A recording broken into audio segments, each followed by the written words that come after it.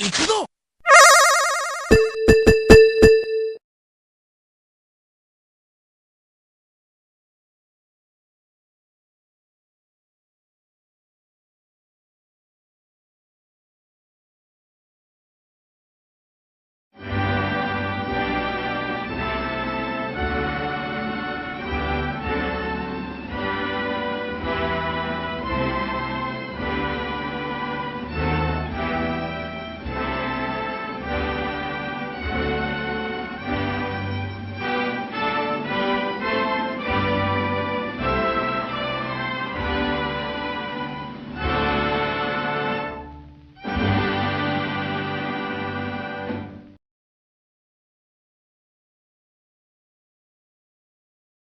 Hello everyone, welcome back to another video, and today we're going to be talking about the new maps that everyone has been wanting me to cover, being the London and Westminster maps of Guts and Blackpowder. So let's get into it.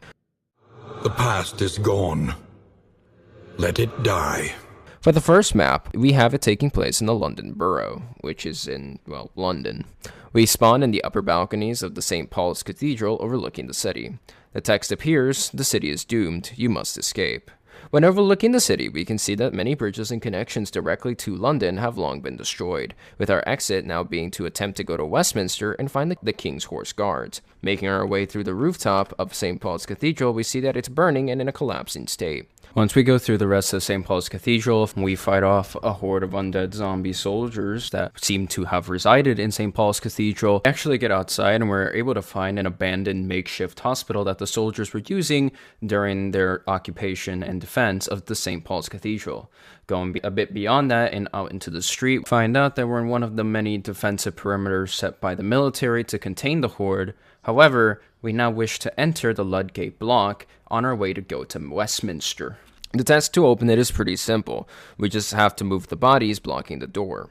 Going forward, past the gate, we enter the Mills & Co. bookstore, where we have to stack boxes to go up. We go through the skylight and enter an abandoned building, which has a note addressing Bubbles, and also an American flag. Yeah, this place is Bubbles' old home, but he's not here, having moved back to America, which is actually seen in the shop and in one of his dialogue options. It's a cool reference to him, and I'm glad that we got something tying him to the world. But anyway, once we leave the building, we are stopped by a Scottish man who is in the British Army.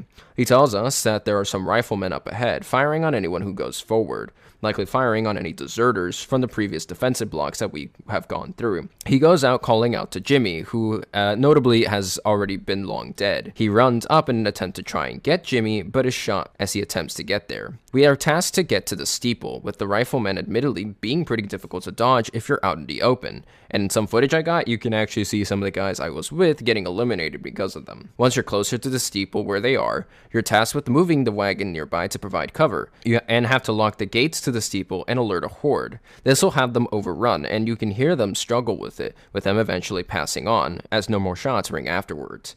It's also here where we see what happens to people who have deserted, as there is a British soldier, which I believe has also been noted to be an officer, that hangs dead from one of the pikes near the entrance, with a sign that reads, "I betrayed my king and country for my pathetic life." Once we eliminate the riflemen, we have to continue walking through the streets, eventually making our way to the Britannia Herald, which I believe has been a source for a lot of the information we find in newspapers in previous campaign maps. However, here, they've been overrun, sadly, with many shamblers and undead roaming the Herald, blocking the way forward. Once we clear them out, we make our way to an abandoned courthouse, which is burning and partially destroyed. It's so big and void of life that honestly it does cement the feeling of how doomed and empty the city is. Making our way through the hole in the wall that just happens to be there, we make our way through some destroyed buildings, wherein we finally reach the Greenway Beaten Inn. This is a place that has been mentioned in papers around the map, which one of the bigger parts was that it was mentioned that there was going to be a fight taking place on September 21st.